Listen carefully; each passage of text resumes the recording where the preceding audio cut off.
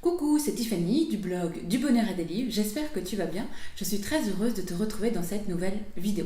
Alors aujourd'hui, on se retrouve pour le dernier livre que j'ai lu, à savoir La puissance de la pensée positive de Norman Vincent Peale. Donc je m'excuse pour mon accent anglais qui est inexistant, j'ai sûrement dû écorcher le nom de l'auteur, vraiment je m'excuse. Donc ce livre-là, c'est le 23e livre que je lis dans le cadre de mon projet Lire et résumer 52 livres sur le bonheur en 52 semaines. Tu peux retrouver tous les résumés des livres que je lis sur le blog du Bonheur et des Livres. Et donc ce livre-là, eh bien, je vais t'en parler dans cette vidéo. Je vais te parler des 4 pépites de bonheur pour apprendre à être plus heureux dans la vidéo. Et je vais te donner mon avis, qu'est-ce que j'ai pensé de ce livre. Tout d'abord, quelques mots sur l'auteur de Norman Vincent Peale. Donc, il faut savoir que l'auteur est un pasteur chrétien, qu'il est né aux États-Unis en 1898 et qu'il a été auteur de nombreux livres, et notamment celui-ci, le plus célèbre, qu'il a publié la première fois en 1952. Donc son objectif dans ce livre, c'était d'aider les personnes qui connaissaient l'échec, le stress, la timidité, des situations d'échec, pour les aider à réussir dans leur vie. Et pour lui, ça passait par la pensée positive. Donc il est écrit que Norman Vincent Peale est le créateur du concept de la pensée positive. Et pour lui, c'est bien plus qu'un concept, parce que la pensée positive a le pouvoir de changer notre vie. Donc mon avis sur ce livre, il est très positif. Je lui donnerai la note de 4 sur 5. Alors j'ai beaucoup aimé le discours de Norman Vincent Peale. Donc je trouve que c'est une personne humble qui a des choses vraiment très intéressantes à nous dire pour nous aider dans la vie à être plus positif et surtout être plus heureux. J'ai eu cependant une petite surprise, parce qu'en fait quand j'ai acheté ce livre, donc j'avais l'intuition qui m'aiderait à être plus heureuse, ce qui est le cas. Mais en fait, dans la description qu'il y a derrière le livre, ce n'était pas marqué qu'il était pasteur chrétien. Et donc, quand il a commencé à parler de la Bible et de Dieu, voilà, j'ai été très surprise. Mais j'ai décidé de continuer la lecture, parce que déjà, ça m'intéressait aussi de voir ce qu'un pasteur chrétien pouvait penser de la pensée positive. Et effectivement, c'était très intéressant. Et puis, en plus, comme je disais, j'avais une intuition et il fallait que j'aille jusqu'au bout du livre pour me faire un réel avis.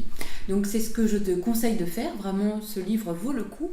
Et puis si tu as besoin d'un autre avis sur la pensée positive, où on ne parle pas de religion, je t'ai fait une vidéo dernièrement sur la pensée positive d'après Louise Hay dans son livre Transformer votre vie.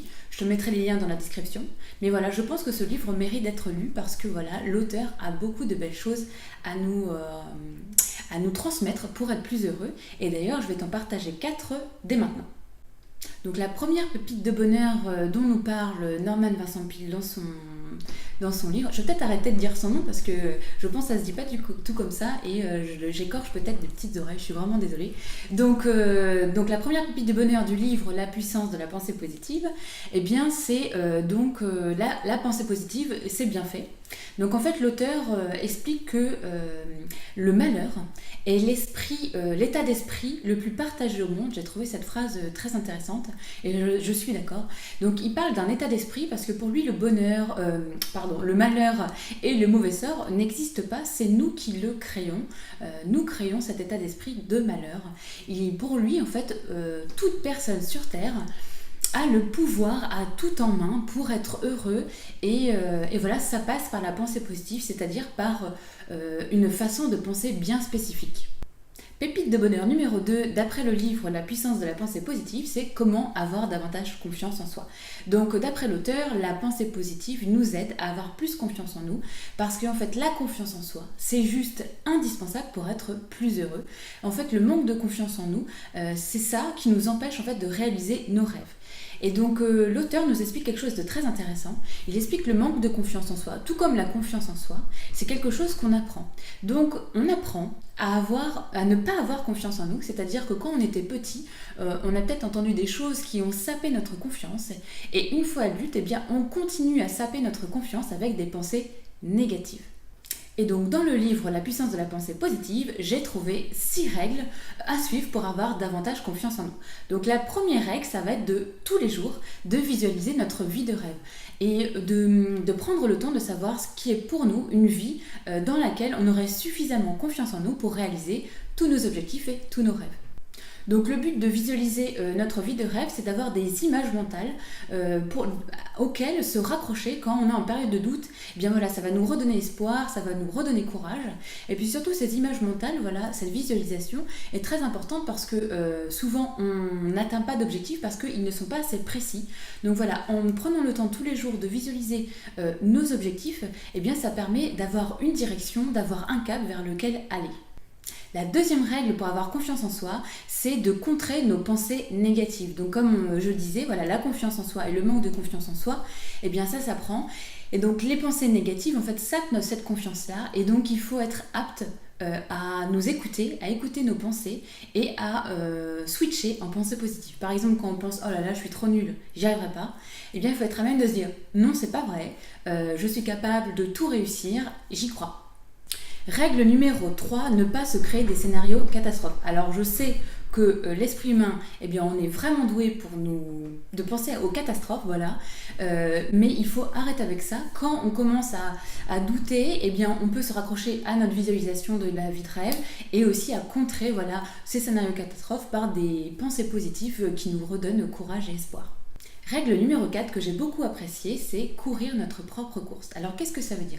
Donc souvent en fait quand on manque de confiance en soi, c'est qu'on a tendance à regarder les autres, à vouloir leur ressembler ou au contraire à être contre eux et en fait à être tout le temps dans la lutte, dans le ressentiment, la colère, la jalousie.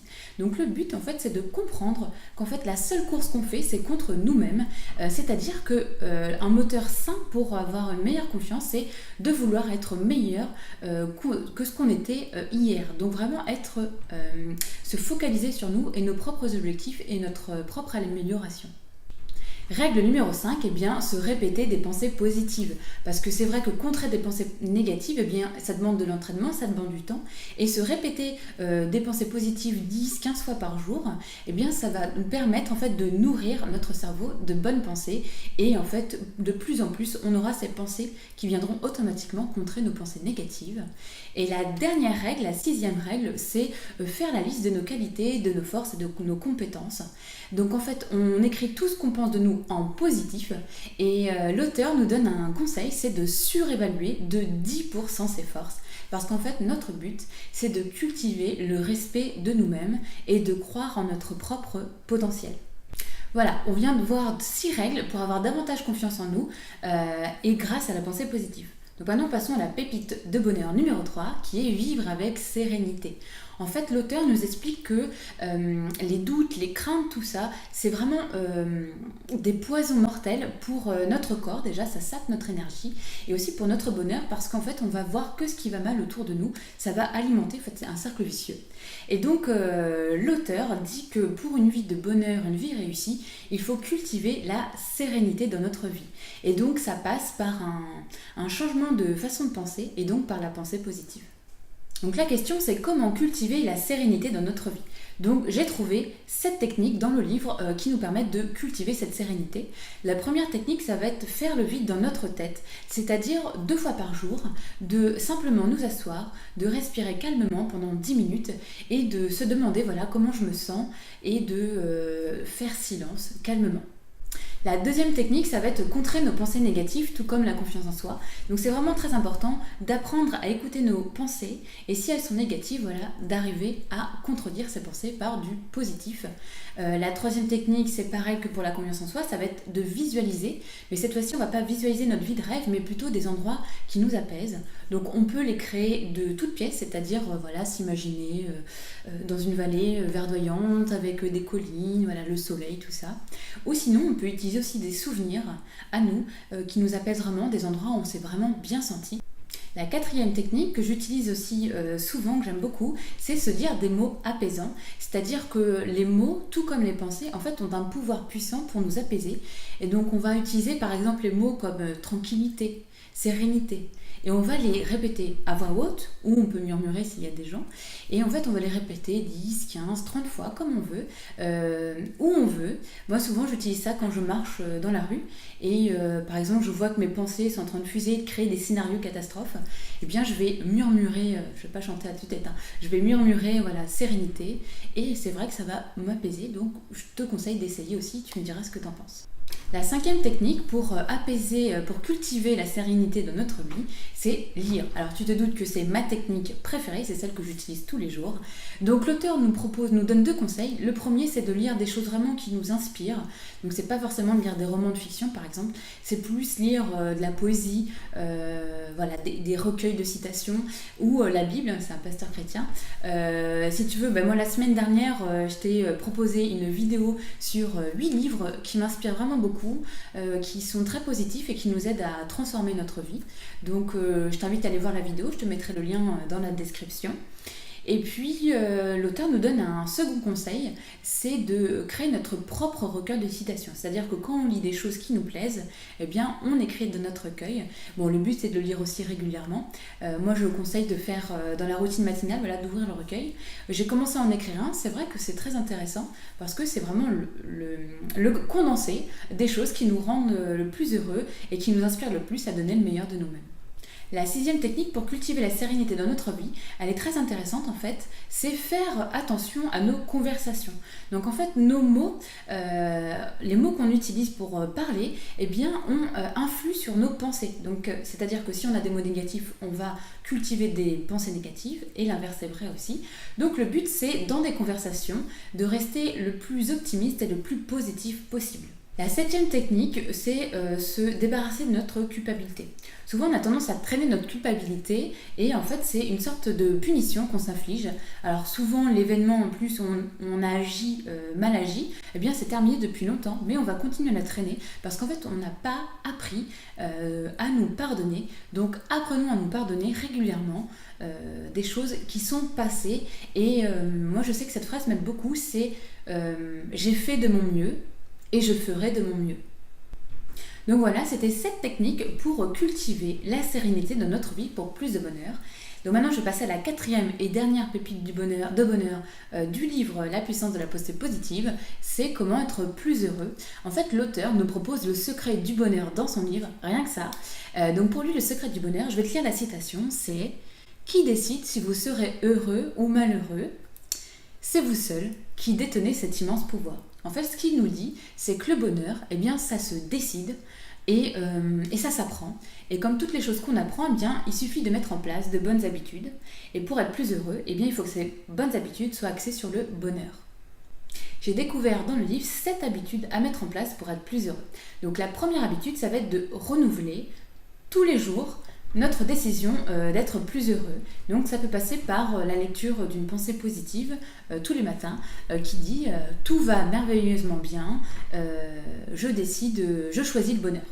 La deuxième habitude pour être plus heureux, ça va être de répéter des pensées positives. Donc on peut reprendre ce que je viens de dire, tout va merveilleusement bien, je choisis le bonheur, et bien on peut répéter ça 10, 15, 30 fois si on veut.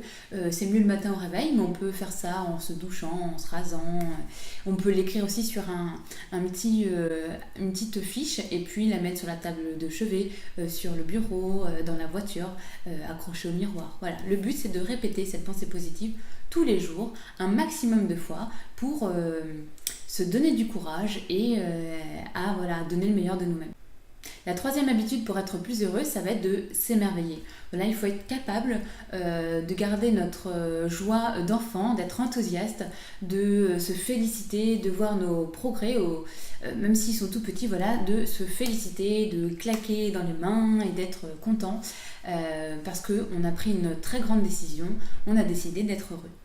La 4e habitude, ça va être de lire très régulièrement notre liste de pensées positives. Donc on peut reprendre l'idée du recueil de pensées positives et le lire en fait très régulièrement, c'est-à-dire en fait d'acheter un carnet suffisamment fin et petit pour pouvoir l'emmener partout avec nous. Donc on peut lire le matin déjà, le soir au coucher et puis peut-être la pause déjeuner si on a un petit moment. Lire très régulièrement. En fait ça permet, comme je disais, d'alimenter notre esprit en pensées positives pour qu'il y ait de moins en moins de pensées négatives. La 5e habitude pour être plus heureux, c'est d'être tendre et compatissant avec les autres. En fait, ça repose sur le principe que nous recevons ce que nous donnons. Donc, nous recevons de l'amour si on donne de l'amour. On reçoit du bonheur si on donne du bonheur. La sixième habitude pour être plus heureux, en fait, c'est de visualiser notre vie de rêve. Donc, comme je disais un peu plus tôt, c'est que visualiser, donc ça nous apporte des images mentales qui vont s'ancrer dans notre tête et auxquelles on pourra se raccrocher. Voilà, en période de doute, on se dira voilà où je m'en vais, voilà ce que je mérite et voilà ce que je suis en train de construire dans ma vie. L'habitude numéro 7 pour être plus heureux, ça va être agir. Donc j'aime beaucoup cette habitude. En fait, l'auteur nous invite à, malgré les coups durs, malgré des obstacles dans notre vie, c'est de continuer à agir, de continuer à vivre tout simplement et de continuer à croire en nos rêves. Donc en fait, il dit qu'il faut continuer nos activités quotidiennes quoi qu'il arrive et pas s'enfermer dans notre malheur, ne pas s'enfermer dans des plaintes, dans des gémissements et surtout s'enfermer sous la couette. Je te remercie de m'avoir regardé. J'espère que cette vidéo t'a plu et qu'elle t'a donné de l'inspiration pour faire de ta vie une vie plus belle et plus sereine. Tu peux me retrouver sur Instagram, sur Facebook également. Je te mettrai les liens dans la description. Et puis, si toi aussi tu penses que le bonheur se décide et s'apprend, eh bien tu peux partager cette vidéo pour inspirer tes amis. Et puis, je te dis à très bientôt dans une prochaine vidéo. Salut!